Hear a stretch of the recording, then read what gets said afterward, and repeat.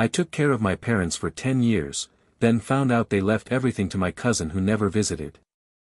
I spent the last 10 years of my life taking care of my parents. When my father's health started failing, I moved back to my hometown, quitting my job in the city, putting my life on hold, and dedicating myself entirely to them. I cooked, cleaned, managed their medications, and made sure they were never alone. My siblings were busy with their own lives, and my cousin Alex, well, he never even called. I never thought about a reward or recognition. I loved my parents, despite all the arguments, the tough love, and the constant complaints. I believed that when the time came, they would appreciate my sacrifices. A few weeks ago, my parents passed away within months of each other. It was exhausting, emotionally and physically. I barely had time to grieve because I was organizing funerals, clearing their house, and handling all the legal paperwork. That's when I got the call from the lawyer. "You're probably wondering why I'm calling," she said. "I'm here to read the will." I nodded, expecting some acknowledgement of my years of devotion. Maybe a portion of the estate, or the family house, anything would have felt right. Instead, she said, "Your parents have left everything to your cousin, Alex." I laughed nervously. "Wait, what? Are you serious?" "Yes," she said. "The house, the bank accounts, the investments, everything. You've been left nothing." I couldn't breathe. I looked around the empty house, the house I had lived in for 10 years, caring for 2 people who had raised me. How could they do this? I called Alex. I had to hear it from him directly. "Hey," I said, trying to keep my voice calm. "So, the will." He chuckled. "Yeah. Crazy, right? I guess they trusted me more." "Trusted you?" I snapped. "You've been to their house twice in 10 years. Doesn't matter," he said, almost proudly. "They liked me. I guess they saw I had a better life plan." I wanted to scream. I wanted to ask why, but the words didn't come. Instead, I spent days in shock, going through the motions of grief while knowing that everything I had done, every sleepless night, every sacrifice, was invisible in the eyes of my parents. The next weeks were hell. I tried to contest the will, but the lawyer reminded me that parents can leave their property to anyone they choose. There was nothing illegal. Nothing I could do. Meanwhile, Alex started bragging on social media, photos of him in my parents' house, thankful for family inheritance, living the dream. It was like salt in a wound. Every post made me feel smaller, like all those years of care, of loyalty, meant nothing. I decided I couldn't stay in that town anymore. I packed up what little I could call my own and moved to a city 3 hours away. I found a small apartment and started rebuilding my life, but the anger and hurt never left. Months passed, and I started noticing things. Alex had never had to deal with my parents' messy finances, their unpaid bills, their health problems, or the countless doctor's appointments. He was unprepared for the house maintenance, the appliances breaking, and the piles of old stuff that had accumulated. I couldn't stop thinking, all the money in the world wouldn't change what they really needed: care, attention, love. Then one day, out of nowhere, I got a call from Alex. "I need your help," he said. His voice sounded almost desperate. "The house. I can't manage it. The roof is leaking, bills are piling up, I don't know what to do." For a split second, I felt the old instinct to help, the same one that had guided me for 10 years. But then anger flared up. I remembered everything, the way my parents ignored my sacrifices, the way Alex mocked me, the way he thought a life of comfort excused his lack of empathy. "I don't know if I can," I said carefully. "You never cared when it mattered." I didn't realize," he stammered. "Please, just this once." I paused. There was an odd satisfaction in seeing him flounder, finally understanding a fraction of what I had endured. But part of me still wanted to do what I had always done. So I agreed, on one condition: he would give me the legal documents, the access codes, everything. I would help him fix the house, organize the finances, and make sense of the chaos, but he would acknowledge my years of sacrifice in writing, for everyone to see. The next few weeks were brutal. I cleaned, repaired, and sorted through everything like a ghost of the past. And every time Alex complained or panicked, I remembered my parents' words: we trust Alex more. Finally, it was done. The house was livable, the finances in order, the bills paid. Alex was exhausted, humbled, and, for once, genuinely grateful. He looked at me and said, "I get it now. I understand what you went through."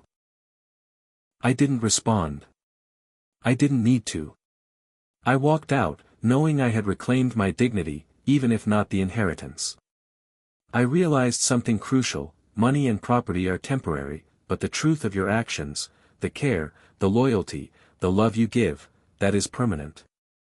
I left that town, that house, and that family legacy behind, but I carried with me the one thing no one could take: my integrity. And for the first time in years, I felt free. The weight of the past. After I left town, I tried to rebuild my life, but everywhere I went, memories followed me. The smell of my parents' house, the creak of the old staircase, the sound of my father coughing at night, it all haunted me. I kept thinking about Alex and how easily he had stepped into the life I had sacrificed everything for. I moved into a small apartment, got a modest job, and tried to keep busy. Yet every time I checked my phone, I saw Alex posting more pictures of the house, of himself enjoying the luxury my parents had left behind. He had even started hosting gatherings in my home, inviting people I had never met, people who had no idea I had spent a decade caring for that place. It made my blood boil. But at the same time, I realized something: I had been holding on to a lot of anger, and it was slowly consuming me. For years, I had believed that my parents' approval was everything. But now, I had to face a truth I hadn't admitted: their approval, their inheritance, their recognition, none of that mattered if I lost myself in the process. One evening, as I was sorting through some old boxes I had brought with me, I found a stack of letters my father had written to Alex over the years. I had never seen them before. Trembling, I read the first one. It was polite, almost formal, but there was something chilling in the words. "Alex, you have always been the one with the drive to succeed. I hope you understand the responsibility our family legacy brings. I trust you to take care of it as we would have." Then another letter. "Do not let your cousin feel entitled. He has a good heart, yes, but he lacks the vision. Remember, he will always be the caretaker, not the inheritor."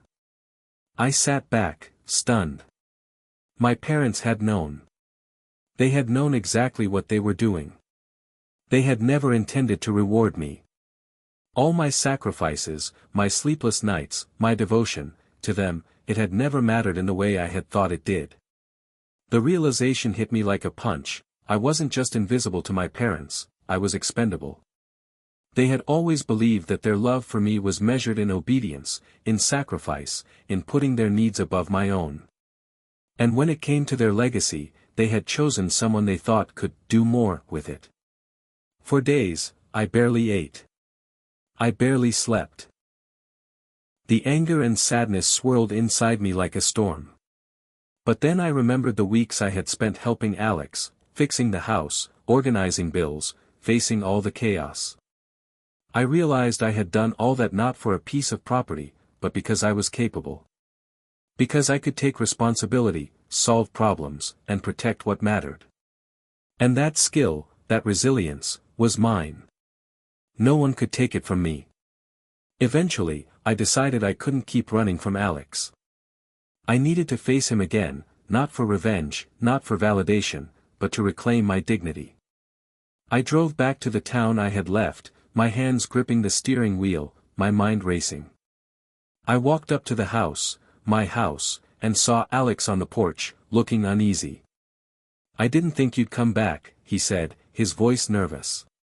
I thought you'd disappear forever." "I didn't come back for the house," I said, stepping closer. "I came back for the truth. And maybe to make sure you understand what it really means to carry a family's legacy." He looked at me, uncertain, and I realized something. For the first time, he was scared. Not of me, but of responsibility. He had never carried this weight before. He had inherited money, yes, but he hadn't inherited the hardships, the sacrifices, or the consequences of ignoring them. Over the next few hours, I went room by room, showing him the small details he had missed, the leaky pipes, the unpaid bills, the health records of my parents. I didn't raise my voice, I didn't yell. I just showed him reality. And slowly, I saw the arrogance drain from his face, replaced by understanding, by fear, by guilt. I had no idea," he said finally, his voice almost a whisper. I thought it would be easier. I didn't know how much you did. How much you sacrificed." I looked at him and felt a strange mix of emotions, anger, sadness, but also a strange sense of relief. I had shown him. I had revealed the truth. And in that moment, I realized, I didn't need my parents' validation anymore. I didn't need their inheritance to prove my worth. I had survived. I had endured. I had done the work that mattered, even if they never acknowledged it. As I walked away from the house that night, I felt something I hadn't felt in years: peace. Not because Alex had finally understood, but because I had finally let go. I had let go of the need for approval, of the weight of expectations, and of the illusion that inheritance equaled worth. And for the first time in my life, I felt free. Confrontation and revelation. Weeks after my confrontation with Alex, I thought I had finally moved on. I had started to rebuild my life in the city, focusing on my job and trying to make peace with the past. But just when I thought the worst was behind me, I received a message that shook me to my core. It was from Alex. "We need to talk. It's urgent." I stared at my phone, unsure if I should respond.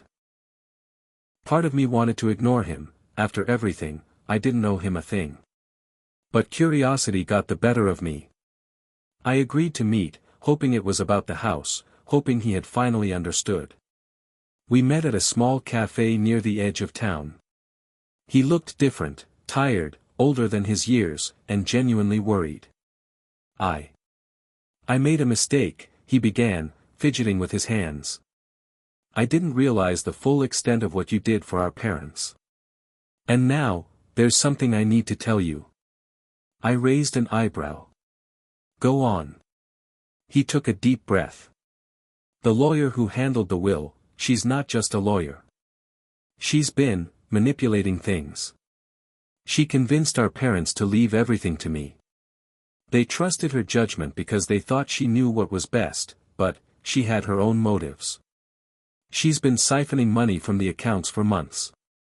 My stomach dropped. "What are you saying? That all that money, the investments, the inheritance, it's not safe. If we don't act fast, it could all disappear. And I don't know how to stop it without your help." For the first time, Alex wasn't arrogant.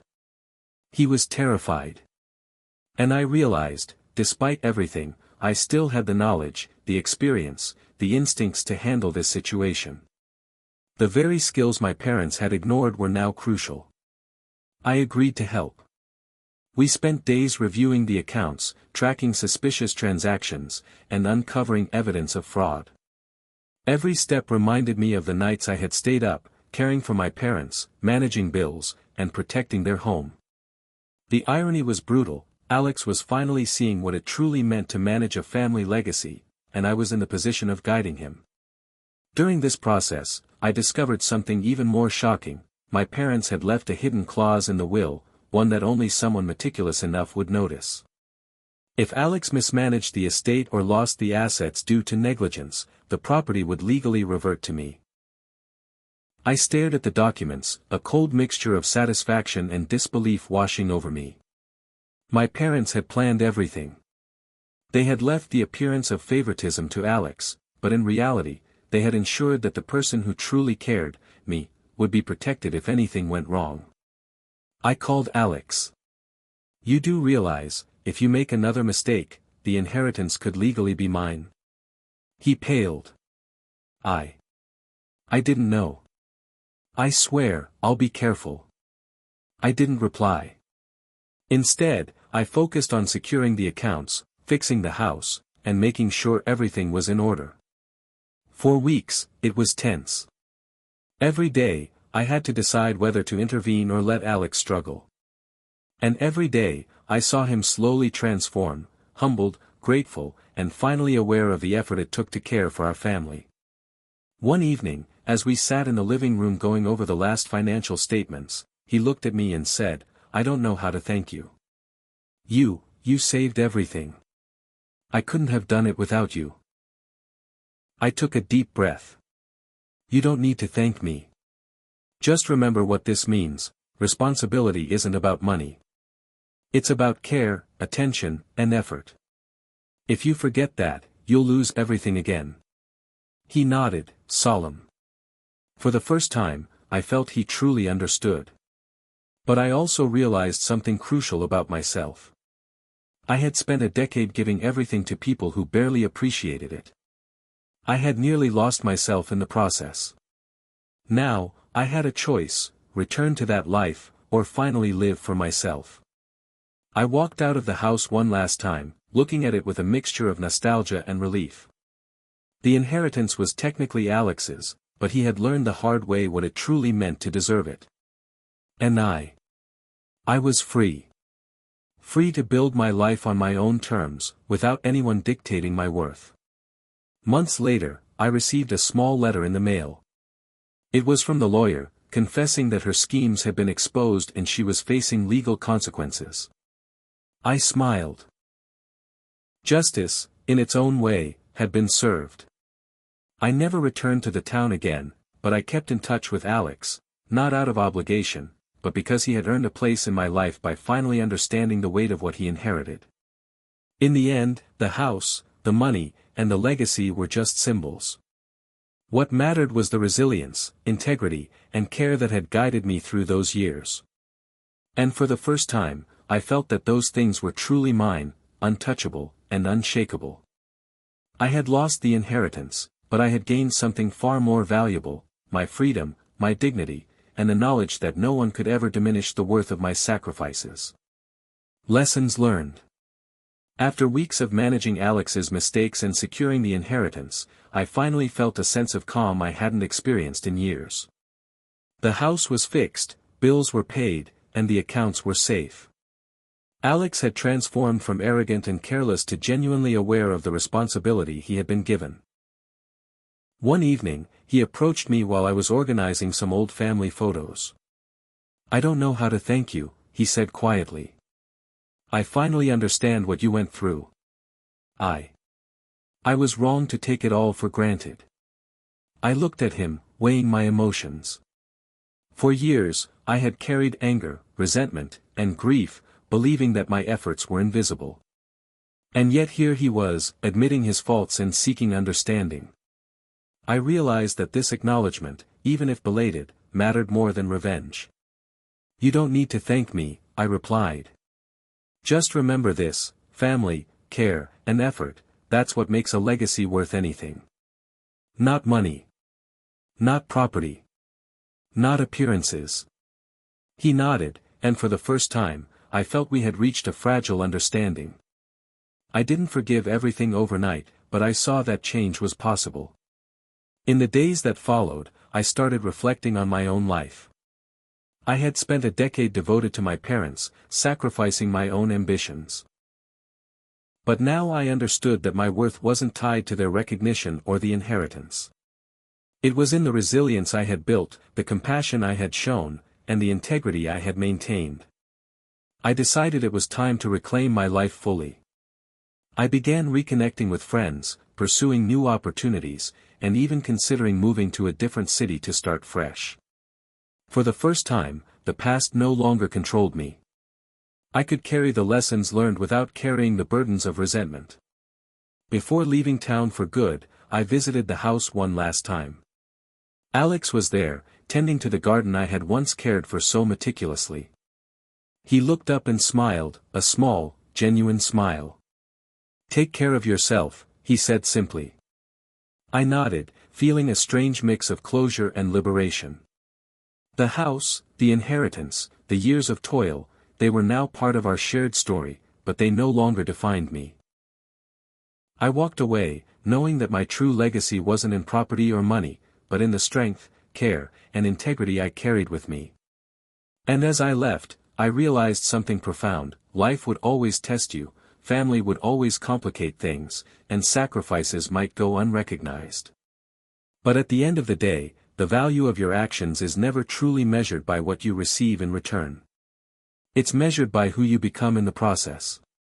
For the first time in a long time, I felt free, truly free, and ready to embrace the life I had spent so long putting on hold.